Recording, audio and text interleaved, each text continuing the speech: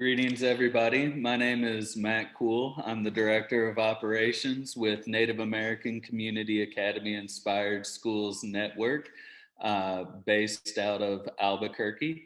We also have offices here on Pine Ridge and operate fellowship throughout the state of South Dakota, and want to say thank you to everybody who is here today. I'm seeing a lot of faces that I recognize. Hello, Dan, Katie, Nora, lots of folks here. So to get us started, I've went ahead and I've asked Nate if he can get us going with a prayer and with a land acknowledgement. So Nate, I'm going to turn it over to you before we go through and do a quick round of introductions. So take it away, Nate. Hagoda, Nimin Wenda Nagashkunigo, Kinewa my Nimigijik Magisha Gwe Chigabu Indigo, a Wasasi and Dodem Squawagami was I gagging in Dunji.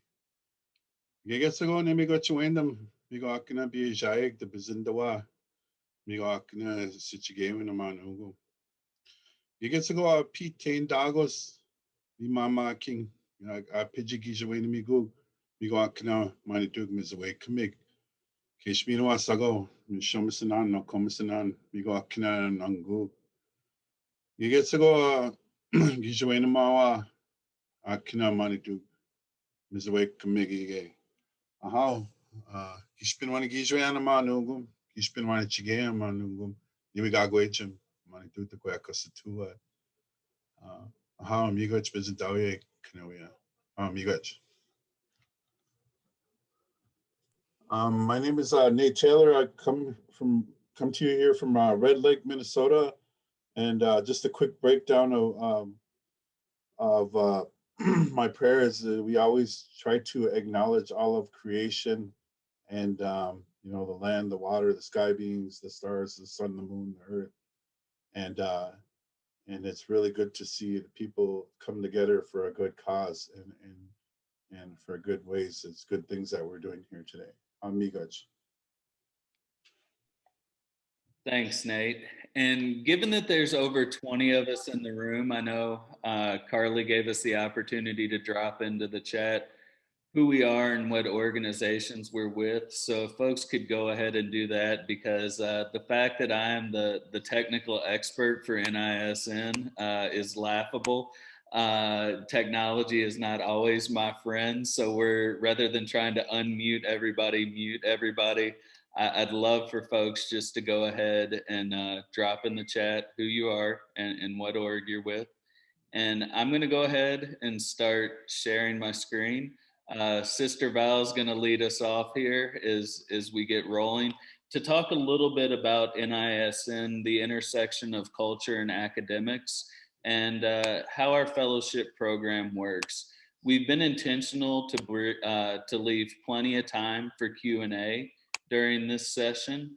And so I just hope folks feel comfortable with asking questions once our presenters have had the opportunity to present. So I'm going to try and do this here, and hopefully this is going to work for us. So, all right, Val, whenever you're ready, we can get rolling. I'm going to go ahead and mute myself while this is going on. This was a major roadblock I was trying to overcome, was to actually get this on my screen. So I'm feeling good. You're doing well so far. Thanks, Matt. Dawashtra shop wahenamen zu iwe ushrat chanu e si iwashtista kumesta awedagik so. Good afternoon, everyone. I hope you're well. My name is Valerie Sayo. Most folks call me Val. I am from the Pueblo of Laguna here in New Mexico, and I'm actually calling in from Albuquerque, which is where the NACA Inspired Schools Network is headquartered. And as Matt mentioned, we do have a South Dakota office as well. We're going to talk a little bit, as he mentioned, to give you an overview of who we are at NISN and a little bit about our flagship school, NACA, the Native American Community Academy, which is really the reason why we exist as a network today. Go ahead and go to the next slide, Matt. Thank you.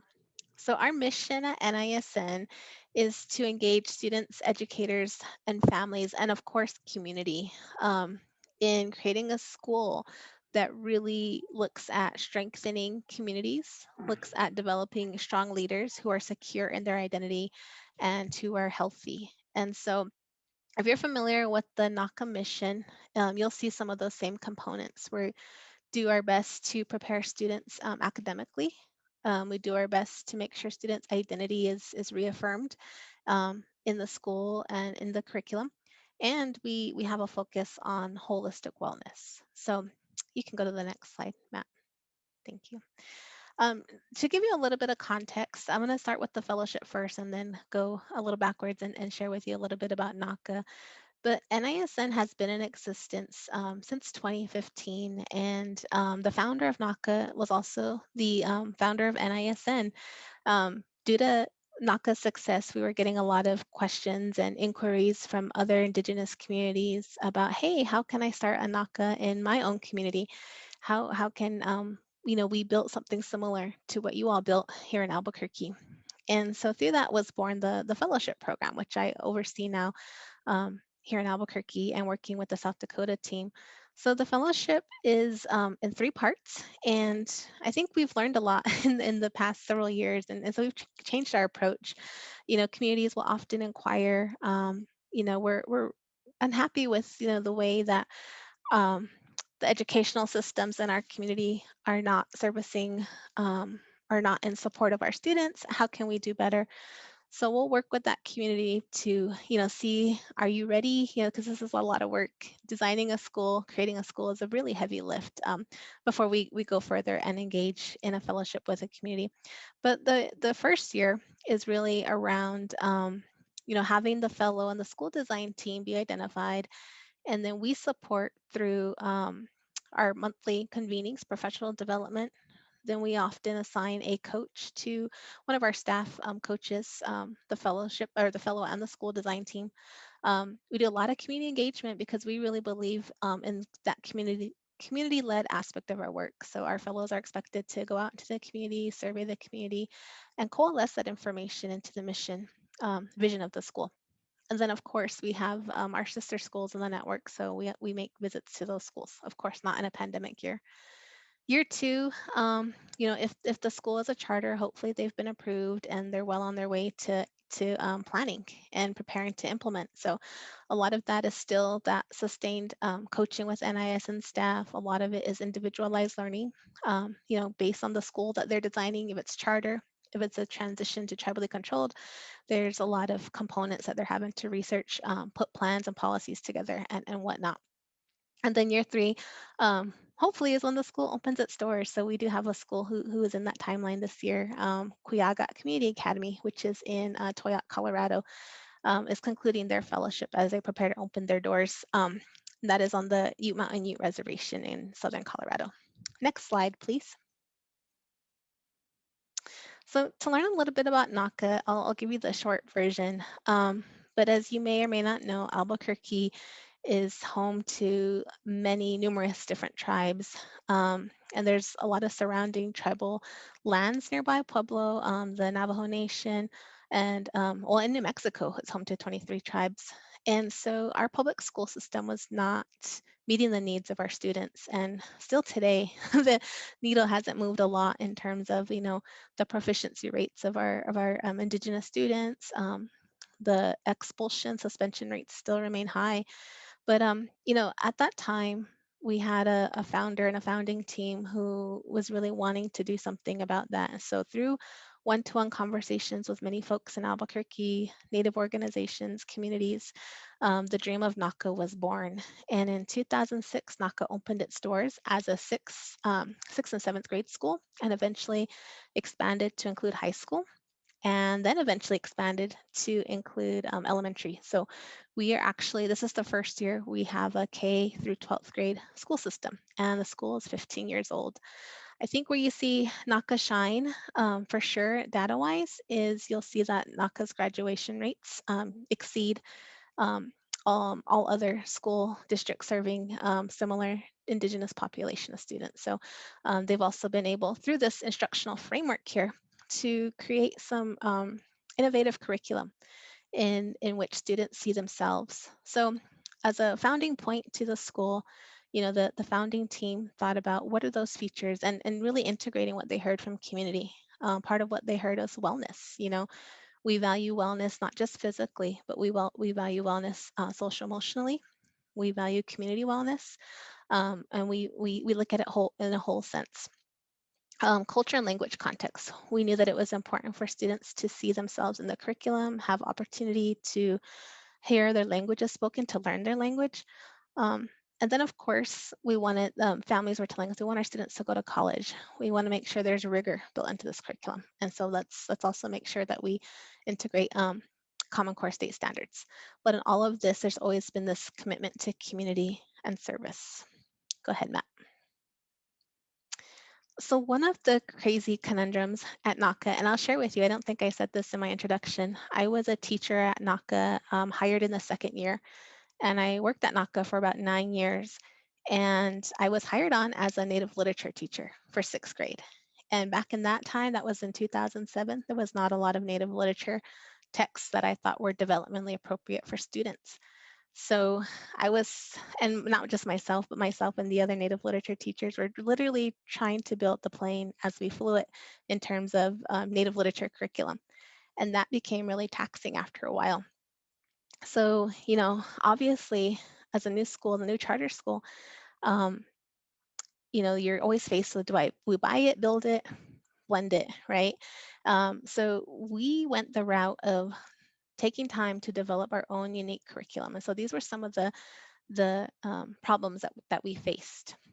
And I'll give you a sec to read that while I catch my breath and get a drink.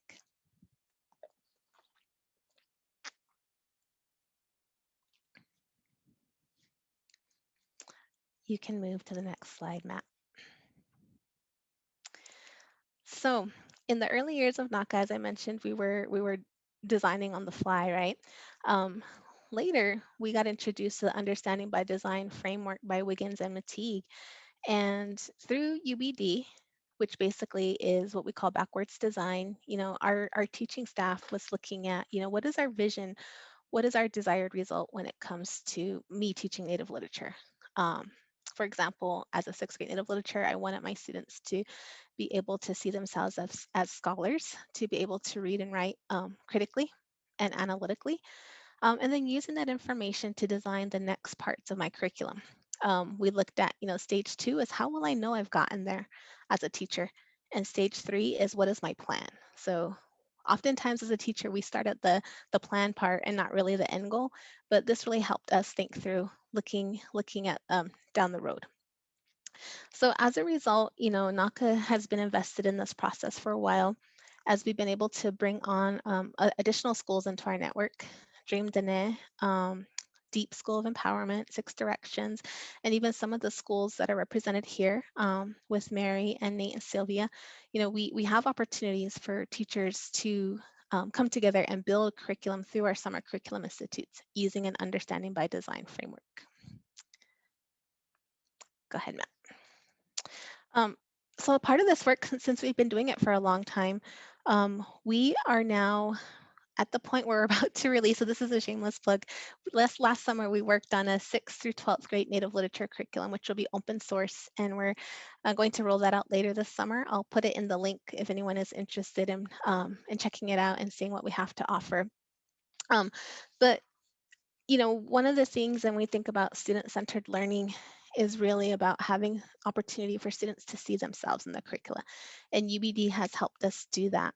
When I was teaching Native literature, I often, there's a process where you look at big ideas and students are able to, connect with some of those big ideas. I remember teaching the text, The Bird Girl and the Man Who Followed the Sun. And one of the big ideas in that is relationship to nature, or relationship to animals. And I know that's an entry point many of our students had and could see themselves, especially relative to maybe some of the tribal affiliations they had or where they were from. You can go to the next slide, Matt. So, knowing that UBD was helping us develop some innovative curriculum on the NACA end, as we were getting inquiries from various communities about launching their own NACA for their own community, we decided to apply the schooling by design, also by Wiggins and Mateague. And so That comes through in our fellowship. So in stage 1, right, we look at what are the desired results for our community in terms of indigenizing education. And so through that, the outputs of that are, our fellows look at developing the mission, looking at, how will we know that we are successful, which is stage 2. What evidence will we collect for that?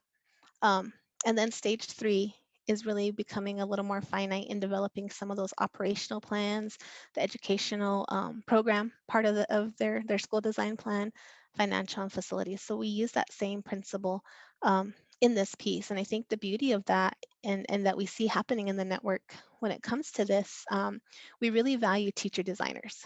And in this sense, the fellows are designers, but they're taking this information back to their communities, and refining what they're hearing, because they're going to be the ones responsible for implementing it down the road. I think that's my last slide, Matt. Yeah, so I want to hand it over to Mary, who's going to talk a little bit about her process and experience as a fellow who's doing some of this own work in her school design. Okay. Good afternoon, everybody. I'm Mary Bowman, and I'm calling in from the land of the Oceti-Sakowin in the Black Hills of South Dakota. And I am a Hunkpapa Oglala Lakota, and I am a longtime educator, and I am housed by NDN as an NISN fellow. The school that I am designing for the Rapid City area is the Oceti-Sakowin Community School. And these are the 4 core values that we came up with for the team, which is Waksape, which is wisdom, Wo Wachitanka, which is fortitude, Wo Ohitaka, which is bravery, and Wachantoganaka, which is generosity. Next slide. So this is our mission. First, the Oceti-Sakowin is a school grounded in the thought and philosophy of the Oceti-Sakowin. Mission is the Oceti-Sakowin community school promote inclusive and diverse education that is driven by rigorous academics while grounded in the thought and philosophy of the Oceti-Sakowin. The Oceti-Sakowin Community School will ensure that students and community are holistically well, strong in their cultural identity, and academically prepared for post-high school endeavors. And so this picture here is an example of what you will see at our school. These young men are learning how to drum and the protocol of sitting around the drum. Next slide. The vision of the school is through the work of the Oceti-Sakowin Community School, all students, but especially the community's Indigenous students in the Rapid City area will have an inclusive and diverse education that is driven by rigorous academics while grounded in the thought and philosophy of the Oceti-Sakowin. As a result of the Oceti-Sakowin Community School, the students and school and community are holistically strong in their cultural identity and academically prepared for post-high school endeavors. And in our school that we're designing, we are going to have elders come in and teach our students about the various knowledge that they carry. We know our elders are rich in wisdom and knowledge. And this gentleman here is teaching students about star knowledge. And if you know 2 young men here, they're videoing him. They're very engaged in what they are learning. Next slide. So some of the benefits of the school is grounding a school in a student's culture creates a powerful sense of student belonging. The results of a culturally responsive teaching are increased student engagement, enthusiasm, socio and emotional well-being, and higher academic outcomes. There are fewer misbehaviors and increased self-confidence gained from strong cultural identity. Students who know who they are and where they come from gain confidence and strength in their cultural identity. And this would be the academic framework of our school. It will have the OSCU curriculum. So in South Dakota, our state legislature passed a bill that said all students should know this. It's not required, it's an elective, but And it's the Oceti Sakowin Essential Understandings. And there's 7 understandings created by elders that they thought that all students in South Dakota should know. And so at the school that we are designing, you will see this throughout the entire curriculum, where I think in public schools, you would only see it in social studies. And there will be Lakota language. They'll have daily language classes as well as practicing the language throughout the school. There will be rigorous academics built into the curriculum. And then of course, we'll have community engagement. And also we'll be having, like we said, elders coming in and teaching our students, sharing their knowledge with our students. Next slide. So this is an example of a lesson that we created as a performance task. I feel like this is where we know as educators that the best way to learn is by doing. And so we were given this as a performance task by NISN to create, first of all, a land-based learning unit. And then we also utilize the understanding by design. So this is an example of a lesson that you would see at our school, and it's about star quilts and how Lakota people came about having the star quilt as a tradition to honor people. So we would start by asking the students, who has a star quilt at home? Please raise your hand. And then we would offer students the opportunity to share a story that they have of how they received one, which is practicing that oral storytelling. And then let them know that Lakota people have long honored loved ones with a star quilt. And the very first star quilt someone receives is when you are a baby. And I often share that when I knew I was going to have a grandson, the first thing I did was order him a star quilt. Next slide. And then there will be many occasions that star quilts are given throughout a lifetime. In this particular slide here, these young ladies are receiving a feather for graduating high school. And with that, they received a star quilt. And in the other picture is my daughter. She was graduating college with her bachelor's degree, and her father and I were honoring her with a star quilt when she received her feather for graduating as also. But some of the other occasions are birthdays, graduations, and naming ceremonies. The last star quilt given is when a person passes. Lakota people believe that when someone passes, they make a journey that lasts 4 days.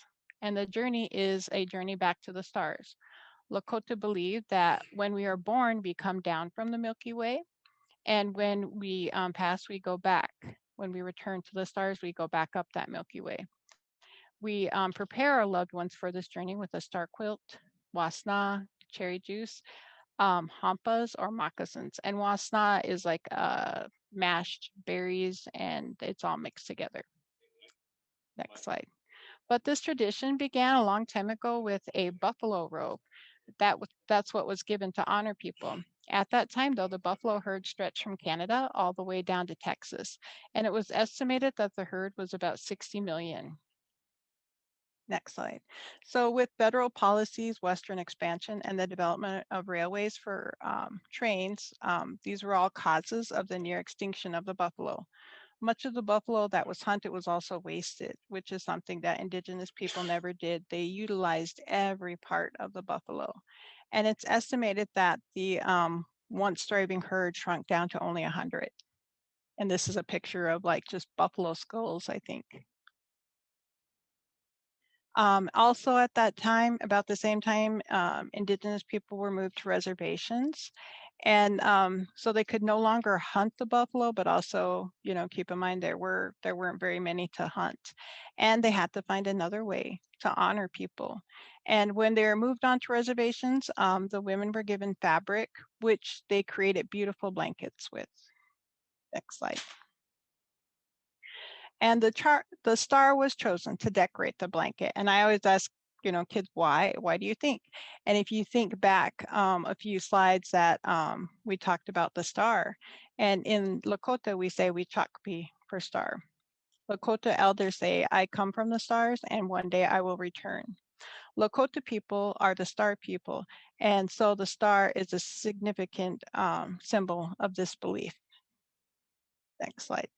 So this is one of the many examples where Lakota people have demonstrated incredible resilience and adaptation. And can you think of a person who has demonstrated resilience? You will write about them and honor them with a star quilt that you design.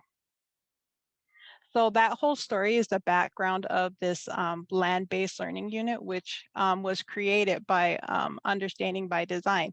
So we wanted to know what we wanted the kids to know by the end of this unit, and then we built it backwards from there. So we started with that star quilt lesson, and we had the essential question for that, which was, why do we honor people with the star quilt? And then the outcome was students will demonstrate their understanding of the meaning of resilience by writing about it.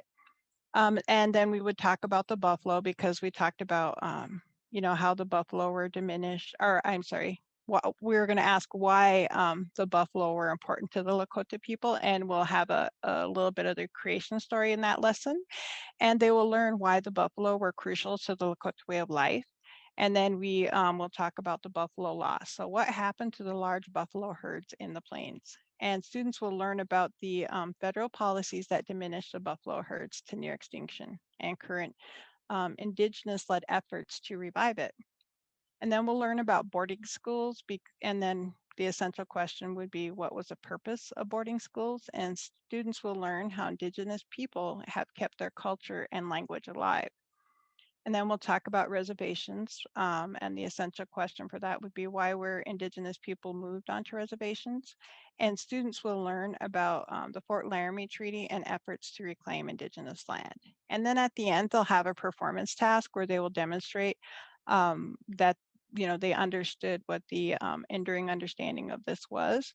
And so what are some ways to keep the culture and language alive? And then they would just have a choice menu. So they would retell the star quilt story, practicing the oral history, or we would say it's 2200, and how is a language alive? How is it thriving? What are some of the ways to keep it alive? And they would write that.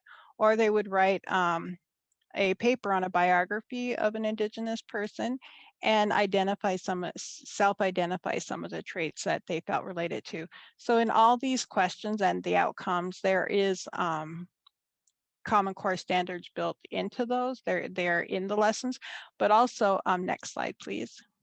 But also in those, we have some of the Oceti Sakowin essential understandings included in the unit. So OSCU 1 talks about lands and environment, and we will see that in this lesson. OSCU 2 talks about identity and resiliency, and you know, those will be strongly represented in that lesson as well. And OSCU 5 talks about oral tradition and story and history told from the Oceti Sakowin perspective. So all three of those out of the 7, those 3 will be in there. And I think there are probably, you know, more than the 7 in there, but those definitely will strongly be represented in there. But that's just a sample lesson that parents would be expected to see their students learning at the school. I think it's an opportunity where, again, like Val said, students get to see themselves on what they are learning. Thank you. Hey, good afternoon, everybody. I know it's late in the afternoon, but I'll try to keep it rolling here. I want everybody to try to remember this term if they can, ethnosphere. In the memory of George Floyd, you know, there's a lot of different cultures and a lot of different people. They have a story, you know, and at some point in everybody's life, it's where do I come from? You know, who am I and where am I going? You know, we all hit that point in our life. So there was a time up here in Red Lake where we were told to forget grandma's stories. We were told to forget everything about who we were, told to forget our language. So if you can imagine, there's 15,000 people enrolled members up here, but right now we have less than 100 speakers. So our people, we've always thought 7 generations down the line. So now is the time to do something. The time is here where it's among us, where we can, you know, open that door once again. It's okay to sing our song. And by song, I mean our language, speak our language, tell our stories again. And that's within my lifetime. In 78, it was passed the Religious Freedom Act. We can have our ceremonies now. We can be who we are.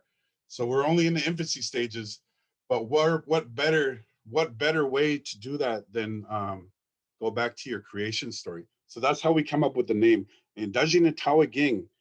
in Dajin Tawaging, the place where it grows, there's a creation story where this animal went down to the, there was a great flood, and he went down, he grabbed a piece of earth, and he came back up, and he put that earth on a turtle's back, and it started to spin that turtle, and then it shaped Turtle Island, the United States, where we're at now.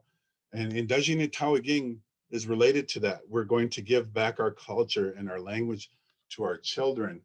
And go ahead, you can go to the next slide. So with that at the heart of our culture is the connection between Mother Earth.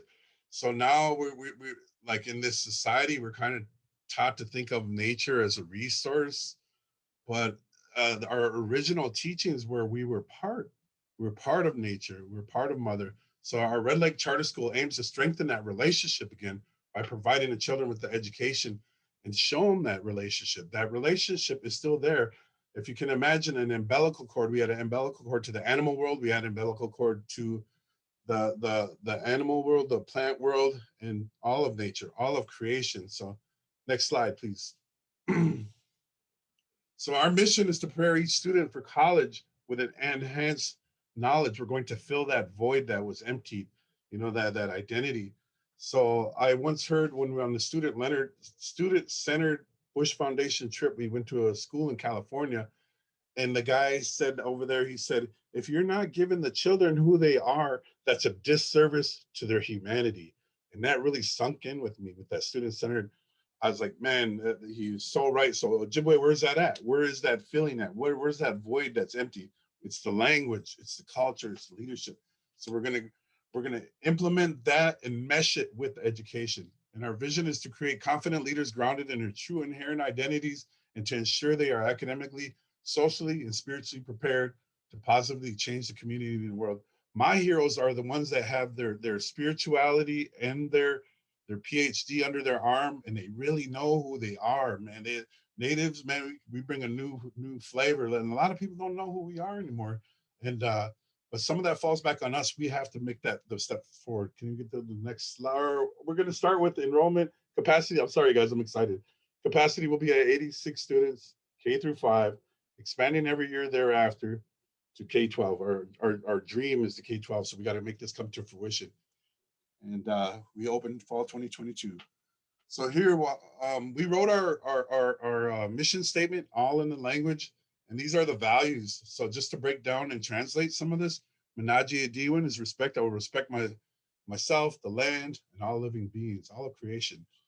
Nibuakawin, wisdom, I will cultivate our shared knowledge and gain lifelong friendship, family, and wisdom. Zungideewin, that means like a strong heart, but it also means courage. I support my fellow students and staff and will be true to myself. I will step forward when called upon. Inigo Kisichigewin, that commitment. I will perform the best of my ability and be accountable for everything I do and all my actions. Mashki Ayawin, resilience. I am a leader and I will overcome any obstacle ahead of me. I will give my effort to reach beyond my goals. Bogosay Demoen, hope. I will contribute all of my good energy to help to be a positive part of the positive change for our future and keep that 7 generations mentality within mind, within my community and global community. Niganiziwen, leadership. I will become a leader for our community and I will lead by example. What other way? There's no better way than that. All right, no, you're good. Go to the next. All right, so I talk about the umbilical cord, but I get that idea from this picture here is an old picture, and this is all of our clans. We had a clan is like a kinship to an animal, and I'm from the Bullhead clan. He's the green one on the end, but they were wondering how we thought, how we were organized and how we thought. And if you see, there's a line that connects all their minds together. There's a line that connects all their hearts together. There's a line that goes to the water. There's a line that goes to the land. And that was all of our connection. So we want to get that same mentality into a groove again when we move forward with our school. All right, next slide, please. And I'm Sylvia. I work with Nate here with NISN in Red Lake in developing our endogenous Tawaging. So part of our framework for teaching and learning and reaching that academic excellence is teaching will be reciprocal between our students, our families, our community, and staff. We are all responsible to creating a space for our students to learn and really connect back to who they are and what they want, where they want to see themselves in the future. In this, just like in our mission, we're meeting our environmental kinship and sustainability. We will help prepare college and career readiness. We will holistically provide health and wellness opportunities to help build our students into great leaders that are that possess the whole wellness. And land-based and experiential learning and community engagement is huge. We are all part of this community. We will all learn together and create that. So if you look, Nate talked a little bit about the turtle and how our logo and how our educational philosophy will be developed as we go forward. In the middle, there's it talks about communication in Ojibwe language, leadership, authentic learning, and creativity. These are all markers of our mission. This is what our educational programming will look like. And within that, we have that very important family engagement, community engagement, that culture, knowledge, and storytelling.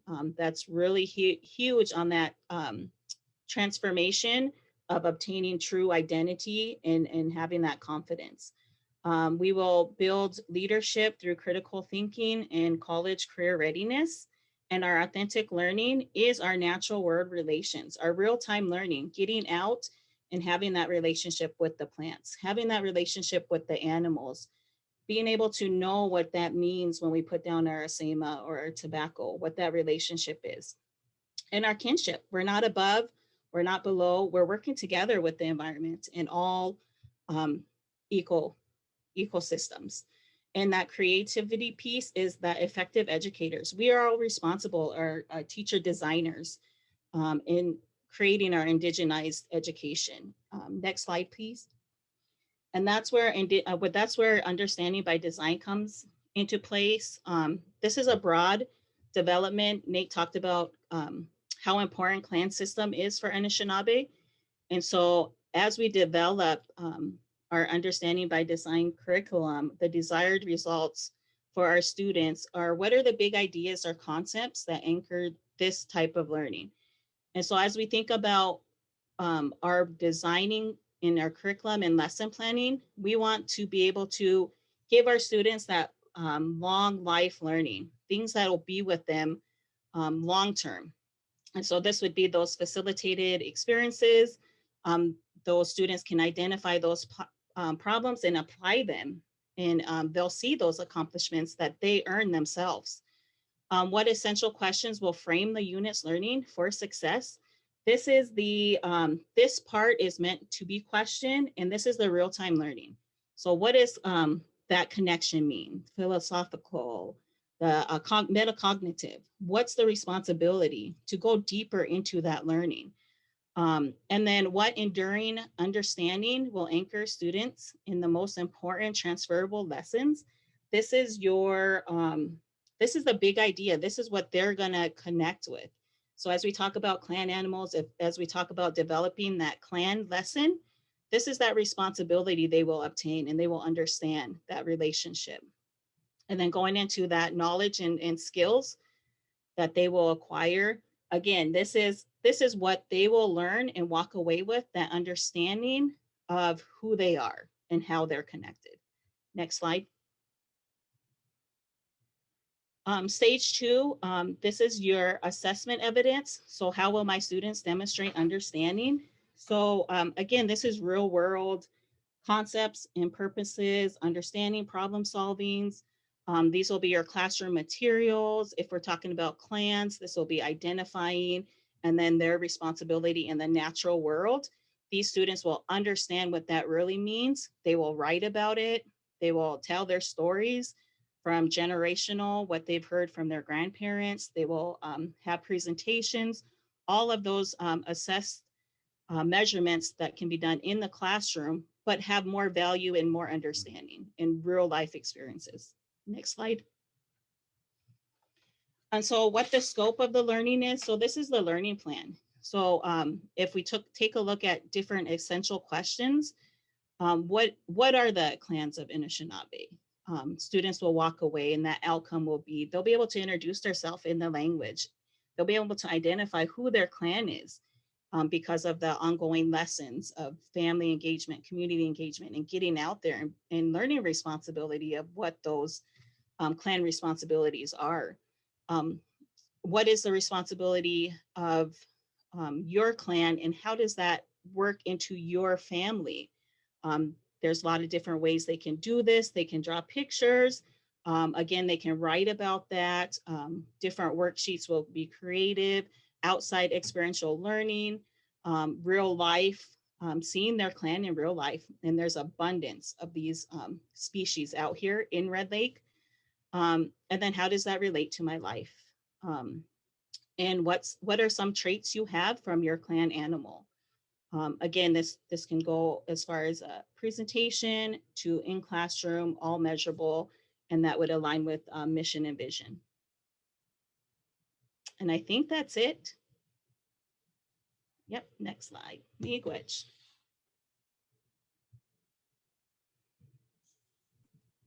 Excellent. So I just want to say thank you to Mary, to Nate and Sylvia, otherwise affectionately known as Nativia, within our crew and other places, and to Val as well.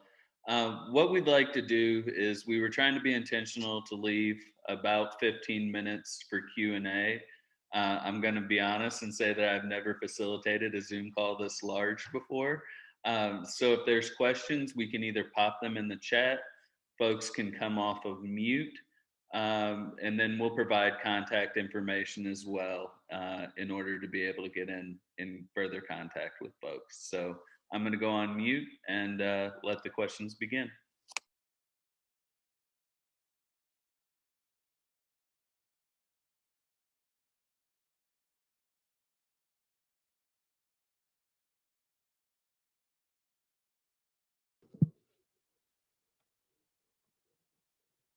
I just wanted to add something about the turtle.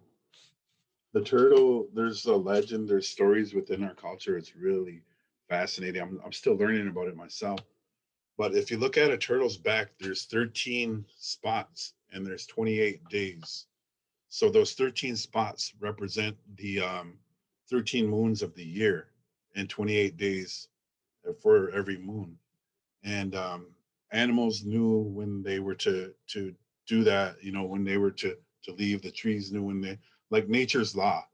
So it every moon gave like a responsibility, and then there was moons that we were supposed to acknowledge, and that reciprocal relationship. So I mean, it's so fun to open the store again and to be able to learn and rediscover our identities. I just wanted to make that as a clear statement.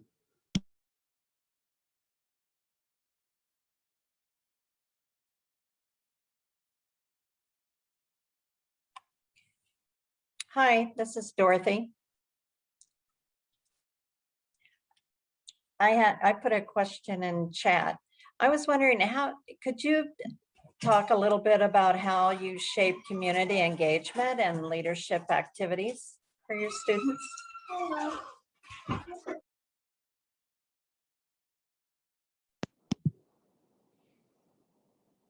I think for our community, we're all learning together. And I think some of the activities you can do with the community would be just going out and doing a nature walk or a scavenger hunt and connecting that responsibility, or picking up trash is a good one. That responsibility to working together, to understanding the kinship between community members and uplifting each other. So there can be different ways we can think outside of the box to incorporate community involvement and creating those leaders. Because not only are we creating student leaders, but we are also bringing back our parents and creating leaders within them. So it's not just the students, it's the whole community. So in doing that, we definitely have to think out of the box and utilize the vast land we have up here and rebuild those connections to what we always talk about, Mother Earth, our animals, and really getting out and doing even ceremonies, um, and just providing that support for each other of all ages. Thanks, Sylvia. Val, there was a question that I think you're probably best poised to answer, which was, how did you go about building the network of school? How did potential network schools find you, or did you find the potential schools? Yeah, I think in the early years, one of the first fellowships, aside from trying to grow NACA from a middle high school to elementary, we had some NACA fellows. I was one at that time. That was when the fellowship was very unstructured, but we were doing listening sessions to gather information or input around what should the elementary portion of NACA look like, and what instructional strategies and things do we need to implement. But one of the first schools came from the Shiprock area here in New Mexico, which is in the Four Corners, which is definitely part of the Dene Navajo Nation area. And so they had a fellow who had worked out there previously, who had good connections with the community, and that's something that we think about too in the fellowship. What are some of those I guess core competencies? A lot of it's just that mindset and that willingness to look at education beyond the four walls of a building, beyond what we're used to. Which for Indigenous communities has always been very westernized, but the ability to look beyond that. And so after Dream Dene was established, we also had another, our next two schools in the network also came from the Navajo Nation as well. And same thing, just, want to move towards a place-based and project-based learning where, students were able to have a 4-day school week. And on the 5th day, they would do land-based excursions to learn about some of the sacred mountains of the Navajo people, or to, I think what's Fuzzy Mountain, I think is one of the places they would go and do some of those activities with. So in our earlier years, we were more open to individuals who wanted to lead this work. Now we have a more community-based approach in which the community, um, whether that's tribal leaders or whether that's a community organization that's already rooted in that community, reaches out to us, and we learn about, how ready are you? What is your pathway? I don't think I was really clear on, most of the schools in the network are charter. There are some independent schools, like the school Mary discussed, Ocheti Shakoin. There'll be an independent school. And we have one school in our network who basically relaunched, if you can say. They went from being a BIE, Bureau of Indian Ed school, to becoming a tribally controlled school. So we've worked with a variety, but most of our schools have been charters. Thanks, Val. And I think to build on that point a little bit, you've probably never seen NISN going out and, recruiting, put together slick YouTube videos and things along those lines. It really is driven from the community. And we have the opportunity to be in spaces like we are today with y'all, who are going to share this information with other folks. And so it's not that we're trying to meet n number of schools over the next 5 years. We firmly believe that the communities will let us know who they are. And to use my favorite joke that my Pia Black Elk has ever taught me, like, Native American Community Academy without the community is just nah. So we do spend a good deal of time, once we have fellows who are identified, those communities that are identified, going out and listening to folks, doing exactly what Nate and Sylvia are talking about. And that really is the foundational piece of what NISN and NACA do by extension. Other questions that folks might have? We've got about 8 minutes left at this point. One thing that I would like to share is that some of the pictures in my video were of a homeschool pod that was started up due to COVID, that we had students leave our public school district here in an urban setting in Rapid City, and they transferred to the reservation, which had language and culture in their online learning. And so my personal connection to that was my grandsons did that. And they also got supplemental education lessons, just like the ones that I talked about and showed you. And from a personal standpoint, it's been like 180 degrees change for them, last spring, we were pulling our hair out, even myself as an educator, trying to get them to do their lessons online. And this year, they are excited to go to school every day. They're doing very, very well academically. Today, I went to down to the reservation school because I wanted to give him an award. My oldest grandson won a science fair award, and he won it like for the best on the reservation. And not only that, he was like, you know, outstanding student for his core, and that's like never happened for him. So I know this kind of schooling's good and it works. It's good. It's a positive thing, and it's something our students need.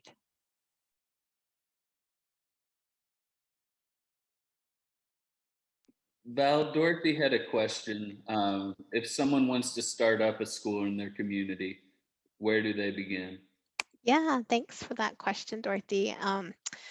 I think, everyone's journey starts a little bit differently, but I think one thing that resonates with everyone's story to living out what actualizing Indigenous education in their community has always been, finding that group of like-minded folks in your community who have that same vision, and really finding folks with all kind of capacity to support, whether they're the knowledge keepers, whether they have some HR experience, or whether they have some curriculum development. Like it's a team effort, and that's what we found in the past couple of years. It used to be that our fellows did a lot of the heavy lifting, and we really made it, our fellowship convenings when we do work with fellows, to see it as a team effort, and, to invite the fellow and members of their school design team, because it's a lot to take on. And at times it can be very overwhelming.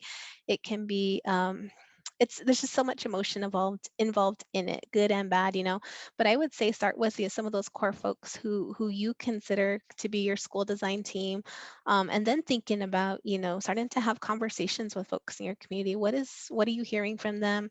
What are they saying about the possibilities? Because one of the things about NISN is we really believe in mission-led schooling. You have all these opportunities with your authorizer, with the powers that be around your academic proficiencies, but who is helping hold you to that mission that you started with, and who's giving you feedback around that mission? That's really important to us. I think the second thing after you find your people is to think about what's your pathway. Um, is it independent, which is always nice, but that's tons of fundraising you'll have to do? Is there a charter pathway where you can utilize, some public funds to help do that? But various regions have very contentious climates around charter schools, and a lot of it has to dispel, what a charter school is and such. Or if you have an existing school, BIE school, and maybe your tribe is thinking about transitioning it to a grant school, that's another opportunity. So I'd say initial steps would be find some like-minded folks, start gathering a team, start having conversations, and then start researching what will your pathway be. And then you can always find us. Maybe Matt can link in our website if you just are interested and want to have a sit down with us to see if you're there or you're ready. Thanks, Val. I want to be cognizant of time, recognizing that we're coming to the time where we're ending here together. One of the things that we have been kicking around doing, Nate and Sylvia are coming to the end of year one in their fellowship. We have Sage Fastdog, who is a fellow over in the lands of the Sichangu Oyate, and Nora Antoine, who's on this call, is a board member of Sage's school over there. And then we have our crew with Defenders of the Water up at Standing Rock, who are fixing to go live this summer with a very unique curriculum model, and potentially would love to bring folks together to hear from those individuals if you have an interest or a desire to do that. So I am going to drop my email in the chat here. And we will be working with our folks, our fellows, our school leaders to provide a follow-up session. And feel free to shoot me an email. We are getting into the time of the year where ceremonies are starting, people are traveling in different directions, so it may be a little bit further out. But if you'd be interested in hearing more about a follow-up session from fellows who have either been active as school leaders for a year or who will be starting up in September, shoot me an email, and we'll try and get that pulled together for folks to hear a little bit more about the trajectory of our fellows.